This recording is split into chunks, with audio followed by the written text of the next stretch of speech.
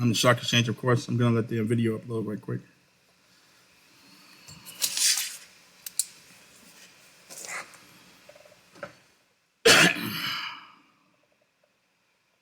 All right.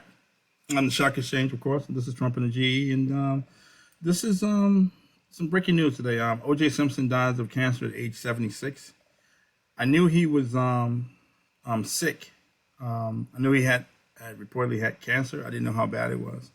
Again, before we get started, like for people to subscribe to the channel, like the videos, and share the videos, share the content, guys. Come on. But I knew OJ was sick, and I didn't know how bad it was. He seemed pretty active. He was active on Twitter a lot. He tweeted a lot about football, giving his opinion on football. Of course, the Bills, who he played for, and the 49ers, who he grew up being a fan of, because he's from San Francisco.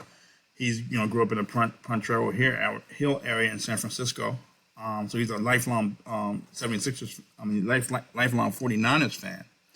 He also played for the 49ers after he left the Bills. So almost like living a dream. Got a chance to play in the NFL and then finish up his career with the 49ers, even though he was past his prime with the 49ers. Again, I know he was sick, but he's pretty active on Twitter, pretty active on blogs and websites, where he was a contributing guest on certain alternative sites on sports and so on and so forth. But the OJ I remember, I grew up watching OJ Simpson. I was a sports fan, obviously a football fan. I was a Washington Redskins fan. My favorite football player was Larry Brown. And so the great running backs from that time was OJ Simpson. I didn't really see Jim Brown play. He had retired by the time I really remember watching football as a kid. But O.J. Simpson, Lawrence McCutcheon, who played for the Rams, Franco Harris, who played for the Pittsburgh Steelers, Larry Brown, who played for the Redskins, Larry Zonka, Mercury Morris, Jim Kick, who played for the Miami Dolphins. Those were some of the superstar running backs. When I was a kid, I always wanted to be Larry Brown. If I couldn't be Larry Brown, number 43, I wasn't going to play. And I would throw a fit if I couldn't be Larry Brown. I didn't want to be Franco Harris. I didn't want to be O.J. Simpson. I didn't want to be Lawrence McCutcheon. I wanted to be Larry Brown. And that was it. But this is the O.J. Simpson I remember, called The Juice. He played for the Buffalo Bills. So I'm going to show a clip of him playing football. I'll try to share my screen.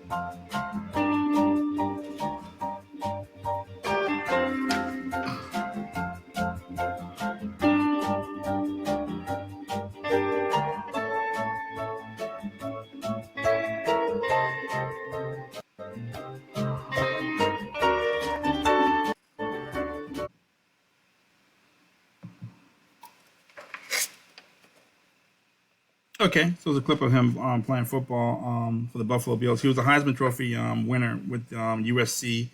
He was a track star in high school and junior college, and he had a combination of size and speed rarely seen in the NFL. Jim Brown comes to mind, but Jim Brown came before OJ. But he had a combination of size and speed that was very rare. He was exceptional football player. He could run over guys. He could run by guys and run. He never got caught from behind because he had track speed. He never got caught from behind. He's very elusive, a lot of moves, in the hole, outside the hole. He had something that, in addition to just size and speed, he had vision. He knew when to wait for a hole, when to cut into a hole, when to cut out of a hole. And that's something you really can't teach. That sort of feel for the game that some guys like Barry Sanders, Emmitt Smith had, that type of vision. And that's something you can't teach. That's probably almost as important for a running back. He broke the single season rushing record. He had 2,000 yards. Never happened before. So they played 14 games back then. He had 2,000 yards in 14 games. And there were games where people knew he was going to run the ball, and they couldn't stop it. He had an offensive line called the Electric Company. OJ always gave credit to his offensive linemen. On the video, you saw number 67 leading the way. Reggie McKenzie, Mike Montlair, Joe Denamalier, Donnie Green, Paul Seymour, and Braxton was the fullback. They had a name called the Electric Company, and sometimes OJ wouldn't even give interviews unless his offensive lineman came along. He always gave credit to the offensive linemen, the guys up front who opened the holes. So he always made sure everybody knew it was a team effort, and those guys also got their share of credit. They were called Electric Company, and a couple guys, Reggie McKenzie and Joe Denamalier were annual Pro Bowlers. So they were as important to OJ's success as he was, and also the quarterback as well. But again, he had the single season rushing record for a long time, and 2,000 people thought 2,000 yards would never be surpassed, and he did it. That's the O.J. Simpson I remember. They called him the Juice, and the announcer would always go when he break a long one. The announcer would always go, "The juice is on the loose. The juice is on the loose." And then after football, he wanted to become an announcer for Monday Night Football. During his playing days, he did a commercial for Hertz. He was one of the first black pitchmen that we had seen. The famous Hertz commercial, and he's running to the airport, jumping over luggage, and the older lady goes, "Run, OJ, run!" It was a famous commercial. He was a great pitchman. Sold products for a lot of products, a lot of companies on Madison Avenue. Now it's normal to see Michael Jordan or Magic Johnson, black sports stars, Steph Curry, LeBron pitching products. But back then it was unheard of. Just was one of the first ones. He had that winning smile, and he always smiled as an announcer for Monday Night Football. It just seemed like nicest guy you ever want to meet. And then the OJ trial came along. OJ Simpson trial came along, where he was accused of killing his ex-wife, Denise Brown. And I was actually coaching an AAU game up in Albany, New York. We get up to Albany. This had to be like around 93, 94. And we get up to Albany, and we get off the van. We're tired. And I was coaching with a guy named Dave Cooks, who ran the program, and Warren Span, who was the assistant coach. And Warren and I go into the hotel, stretch out. We're tired. Turn the TV on, and guess what? There's O.J. Simpson and some guy named Al Collins driving down the freeway in L.A. in a white Bronco. And the news is saying that O.J. Simpson may be suspected of killing his ex-wife. And the police are chasing O.J. And we're like, what in the world? Why is O.J. in that white Bronco? Why are the police chasing him? We thought it was some type of prank. There's no way this could be O.J. Simpson. But O.J. Simpson, we remember, was rich and glamorous, had the perfect life. I know he had been remarried, but he had a beautiful wife, all the money in the world, great career, former pro football player. Now he's an announcer. What could possibly be wrong? He was a celebrity. And they were chasing him around the freeway, and then they get to his house, and then we saw the bushes move. I think there was some police officers behind the bushes or around, holding up some fake bushes, and I'm thinking to myself, we're going to see O.J. Simpson get shot on national TV. We're going to see O.J. Simpson get killed on national TV. I was scared to death. Like, this is crazy. It was surreal. And then I had a coworker at the time who said that he had someone who lived in his neighborhood who worked in the media who said the O.J. Simpson trial would be a ratings bonanza, and all the media outlets were gearing up for it. They were holding all the phones, putting all their resources behind the O.J. Simpson trial, said it would be a ratings bonanza, and truer words could never be spoken. Truer words were never spoken because basically all the media outlets did a lot of research up front, a lot of legwork up front, and then on OJ, his ex-wife, their relationship, and so on and so forth, may have led up to the murders of Denise Brown Simpson and her companion, and then it became an annuity. And the O.J. Simpson trial captivated the country for, I don't know how long it went on, but it captivated the country. And I was actually on vacation. I was in Acapulco, and I turned the TV on, and there's some guy named Johnny Cochran who said that, yeah, O.J. Simpson didn't do it, and we're going to prove it with beyond a shadow of a doubt. With his loud suit on. I'm thinking to myself, is this guy crazy? All this evidence against O.J. Simpson. He's running from the police. He's running. Seems like he's running from the scene of a crime. Why is he running? Where's he running to? He had a gun. Apparently, he had a gun to his head. Said he was going to shoot himself. So Al Collins tried to get the police to back off on that chase in that white Bronco. And why is he acting like that? If he's not guilty.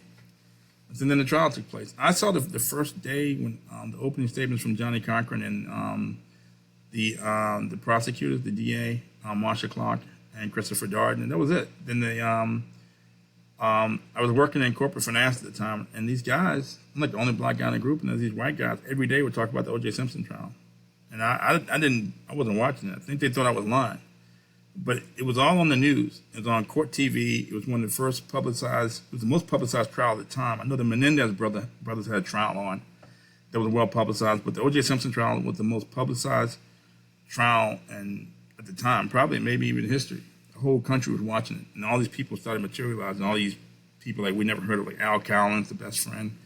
Faye Resnick wrote a book. I think she was friends with Nicole Brown Simpson. Her family, the Browns, Marsha Clark, Christopher Darden, Johnny Cochran. I heard about, I had an in-law who was a lawyer. He had talked about some black guy in California who never lost a case. So Johnny Cochran was known among legal circles, but he wasn't known to the public. It was Johnny Cochran, F. Lee Bailey, Ron Goldman, of course, one of the victims. This guy Shapiro, the lawyer Shapiro. Alan Dershowitz was involved. He was well known at the time. He had already represented, I think he'd already represented Mike Tyson before. So all these lawyers and all these people, Cato Kalin, who lived on the premises, lived on the Simpson estate, and these people became like major figures. They were going on nighttime TV, Larry King show. It was a ratings bonanza. Everybody tuned in every night, and there were these legal analysts who became famous as well, analyzing what happened during court that day on court TV. Analyzing what happened on court that day. What are the lawyers thinking about? What are the defense thinking about? What are the plaintiffs thinking about? What's going through Marsha Clark's head? What's going through Christopher Darden's head? What is Judge Ito thinking about? Remember these people like it was yesterday. And I wasn't watching it, but I know it was always on TV, and people at work kept wanting to talk about the O.J. Simpson trial at lunch, and I avoided it. I had no idea what they were talking about. Like Mark Furman, this sort of shady sort of police officer running around doing stuff, and then also was one of the first cases where DNA evidence was used and became prominent and became accepted in the courtroom. So Barry Scheck, the lawyer on OJ's team, defense team, was very important to the case. So now we know DNA evidence is used and accepted by courts and judges, but we'd never heard about this DNA evidence before. At least the public hadn't. So it was one of the first trials where DNA evidence was introduced. And so they gave, and they had an expert on DNA evidence, Barry Scheck. So anyway, then the day the verdict came out, the whole nation stopped. Everybody in my office just stopped working. And everybody tuned into it. They turned the TV on. Everybody watched TV, waited for the verdict. And the whole country was watching the verdict. Everybody outside the office in downtown Manhattan, or at least in Midtown, it stopped. People in Times Square were looking up at a TV screen somewhere, waiting for the verdict. And they came out not guilty. And the first thing out of this guy's mouth said, "See what money gets you?" The guy in the office, "See what money gets you?" I remember like it was yesterday. And they were livid. There were people who were apoplectic, people who I'd never seen the side of these people in his office before. And at the end of the day, animal spirits were awakened, and the country may not want to admit it, but we are all still bifurcated along the lines of race. And when a black person kills a white person, white people want to make sure justice prevails, and vice versa. When a white person kills a black person, a lot of black people get upset. We may not want to admit it, but it's true. And so, anyway, that was how younger people remember O.J. Simpson. He went from a football star to an announcer to then an accused murderer. And so the O.J. Simpson trial is still part of the American lexicon. And, we know what was possible in terms of like awakening animal spirits where blacks perceive things one way and white people perceive things another way. And we're still divided along race. And the country doesn't want to admit it, but I think the O.J. Simpson trial revealed that. And so O.J. Simpson is now dead at the age of 76, succumbing to cancer. So that's Trump and the GE. Thank you. Thank you for listening.